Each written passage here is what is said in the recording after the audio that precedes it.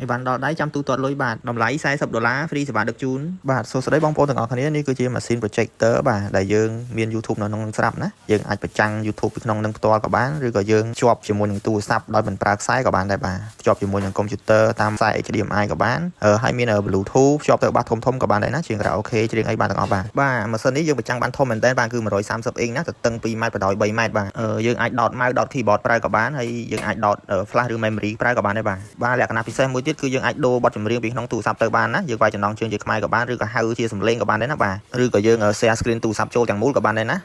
Samsung Android Oppo Vivo អីក៏បានដែរណា iPhone អីក៏បានដែរបាទទាំង tablet ឬក៏ iPad អីក៏ share ចូលបានដែរណាបាទអត់ប្រើខ្សែទេបាទយើងធានា3ខែធានាជួសជុលឲ្យវិញបើជួសជុលអត់បានដូរថ្មីឲ្យតែម្ដងបាទនេះយើងបញ្ចាំងទៅអញ្ចឹងក៏បានទៅពីដានទៅក្តារខៀនទៅកណាត់សអីក៏បានដែរបាទអញ្ចឹងឡានអញ្ចឹងអីក៏បានដែរឲ្យទៅពណ៌សបាទគឺស្រួលបញ្ចាំងមែនទែនបាទអានេះយើងភ្ជាប់ទៅ Wi-Fi មកប្រើបានដែរបាទឬក៏យើង share អ៊ីនធឺណិតពីទូរស័ព្ទ hotspot មកក៏ប្រើបានដែរឬក៏យើងប្រើជាដុំ Wi-Fi ទុយដាក់ SIM ក៏បានដែរអាហ្នឹងក៏ខាងយើងមានលក់ដែរណាបាទពេលដែលបងប្អូនទិញទៅយើងមានវីដេអូបង្រៀនបាទពីរបៀបប្រើប្រាស់ទាំងអស់ណាបងប្អូនឆ្ងល់កន្លែងណាអាចឆាតសួរបានទៀតបាទបងប្អូនត្រូវការកំងសូមឆាតចូល page មកឬក៏ទំនាក់ទំនងតាម Telegram នេះក៏បានដែរបាទ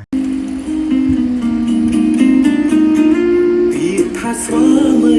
តាស្រីយល់ទេមីស្ងួនជុំពីប្រពន្ធលំនួនមានន័យយ៉ាងណាច្បាស់បងច្បាស់អែមអត់សមនឹងតម្លៃទេច្បាស់ល្អបង